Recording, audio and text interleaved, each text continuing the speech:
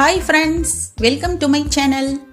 நம் வீட்டு செல்லப்பிராணிகளான பூனைகள் நம்மீது எப்பெல்லாம் நம்பிக்கையை இழக்கிறது என்று உங்களுக்கு தெரியுமா? அது எப்பெல்லாம் நம்ம மேல கடுப்பாகி மனமுடைந்து போகிறது, அதுக்கு என்னென்ன காரணங்கள் இருக்கலாம் அப்படின்னு இந்த வீடியோல பார்க்கலாம். வாங்க இப்ப வீடியோக்குள்ள போகலாம்.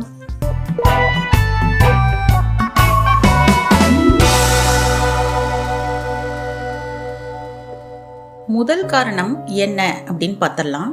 அதுக்கு நாம தர்ற பனிஷ்மெண்ட்டை சொல்லலாம். நம் பூனைகள் வாழ்றதே கொஞ்ச காலம்தான். அதுவும் சில சமயம் பல்வேறு காரணங்கள்னால வீட்டை விட்டு சென்றும் விடுகின்றன. மேலும் பூனைகளுக்கு எத்தனை வயதானாலும் அதற்கு குழந்தை புத்தி தான் இருக்கும்.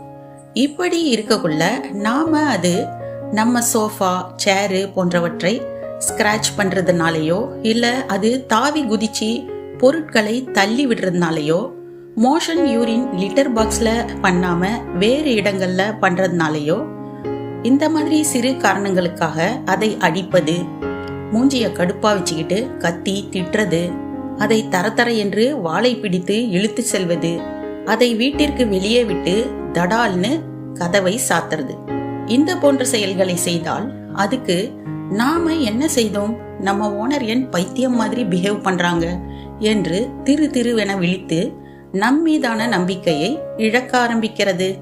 இரண்டாவது காரணம், நாம அதை ஃபோர்ஸா தூக்கிறது. அது பஞ்சு மாதிரி இருக்கறனால அதை அழுத்தி நசுக்கி கொஞ்சறது, அதை தூக்கி தடால்னு கீழே போடுறது, வீட்டுல எப்ப பார்த்தாலும் கத்தி சத்தம் போட்டுக்கிட்டே இருக்கிறது, இதெல்லாம் அதுக்கு பிடிக்கிறதே இல்ல. நம்ம ஓனர் சரியான முரட்டு ஆளா இருப்பான் போல இருக்கே, நாம முரடங்கிட்ட வந்து மாட்டிக்கிட்டோமோ என்று அது மனமுடைந்து போகிறது. மூன்றாவது காரணம், பூனைகளை தனிமையில் விடுவது அதற்கு மன வருத்தத்தை ஏற்படுத்தும். நாம் பூனைகள் வளர்க்கும் போது குறைந்தது 2 பூனையாவது வளர்க்கணும். ஒரே ஒரு பூனையை வளர்த்து அதை நாமும் கண்டு கொள்ளாமல் பல மணி நேரங்கள் அதை தனிமையில் விட்டால் நம்மை போலவே அதுவும் மூட் அப்செட் ஆகி மன வருத்தம் அடையும். நாம் வெளி வேலையாக செல்லும் போது சில விளையாட்டு சாமான்களை பூனை இருக்கும் இடத்தில் போட்டு வைக்கலாம். கயிறு கட்டி தொங்க விட்டால் அது கயிற்றை பிடித்து விளையாடி கொண்டிருக்கும். அதற்கு தேவையான உணவு, நீர் வைத்துவிட்டு சென்றால் சாப்பிட்டு விட்டு நிம்மதியாக தூங்கிவிடும். ஆனாலும் அதிக நேரம் அதை தனிமையில் விடுவது அதற்கு மன வருத்தத்தை ஏற்படுத்தும். நாலாவது காரணம் என்னன்னு பார்க்கலாம். புது இடங்களுக்கு பூனைகளை அழைத்து செல்வது அதை குழப்பத்திற்கு உள்ளாக்கும் செயல். முடிந்தவரை அதை அது பழக்கமான இடத்திலேயே வளர்ப்பது நல்லது.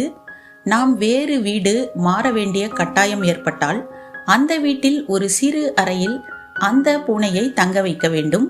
அங்கேயே உணவு, நீர் போன்றவற்றை வைக்க வேண்டும். அதிகம் வெளியே விடாமல் 1 வாரம் வரை அவற்றை அங்கேயே பழக்க வேண்டும். பிறகு ஒவ்வொரு அறையாக அது வெளியே வந்து பழகிக்கொள்ளும். பிறகு அதற்கு அந்த என்விரான்மெண்ட்டும் சூட்டாகிவிடும்.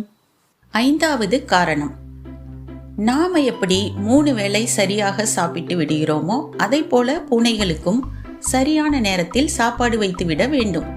அதாவது அதுவும் 3 வேளை சாப்பிடும். காலை உணவு அது எழுந்தவுடன் வைக்க வேண்டும். மதியம் 2 மணிக்கு, இரவு 9 மணிக்கு என்று அதை சாப்பிட பழக்க வேண்டும். நடுவில் அது பசி எடுத்து வந்து கத்தினால் நாம் உணவு வைக்கலாம். இவ்வாறு இல்லாமல் சாப்பாடு சரியான நேரத்தில் போடாமல் இருந்தால் இவனுங்க மட்டும் கரெக்டா சாப்பிட்றானுங்க, நமக்குத்தான் நேரத்திற்கு உணவு வைப்பதில்லை என்று நம்மை அவை பசியோடு பார்க்கும். சாப்பாடு பசித்த நேரத்தில் கிடைக்காமல் அவை மனவேதனையும் அடையும். ஆறாவது காரணம், தூக்கத்தை சொல்லலாம். பூனைகள் எப்பொழுதும் 12 to 16 மணி நேரம் தூங்கும் தன்மை கொண்டவை. அவை நம்ம வீட்டில் தனக்கு தோதான இடங்களை தூங்க செலக்ட் பண்ணி வச்சிருக்கோம். சாப்பிட்டவுடன் அவை அந்த இடங்களில் சென்று தூங்க ஆரம்பிக்கும். அப்ப அதை டிஸ்டர்ப் பண்ணாம, அதை தூக்காம, அதிக சத்தங்களை போடாம இருந்தோம்னா அவை நமக்கு எந்த தொந்தரவும் தராமல் பல மணி நேரங்கள் கும்பகர்ணன் மாதிரி தூங்கிடும்.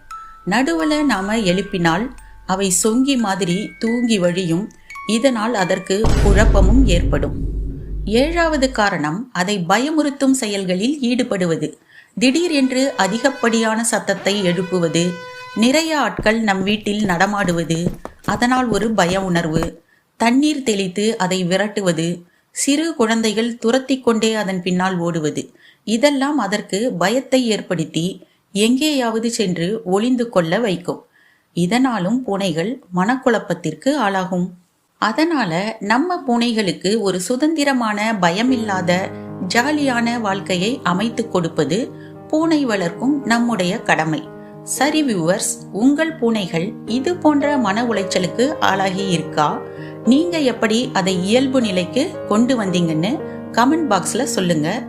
இந்த வீடியோ கேட் லவர்ஸ் ஆன உங்களுக்கு கண்டிப்பா பிடிச்சிருக்கும். இந்த வீடியோ உங்களுக்கு பிடித்திருந்தால் லைக் பண்ணுங்க, ஷேர் பண்ணுங்க, கமெண்ட் பண்ணுங்க. சப்ஸ்கிரைப் செய்து கொண்டு சேனலுடன் இணைந்திருங்கள். நன்றி.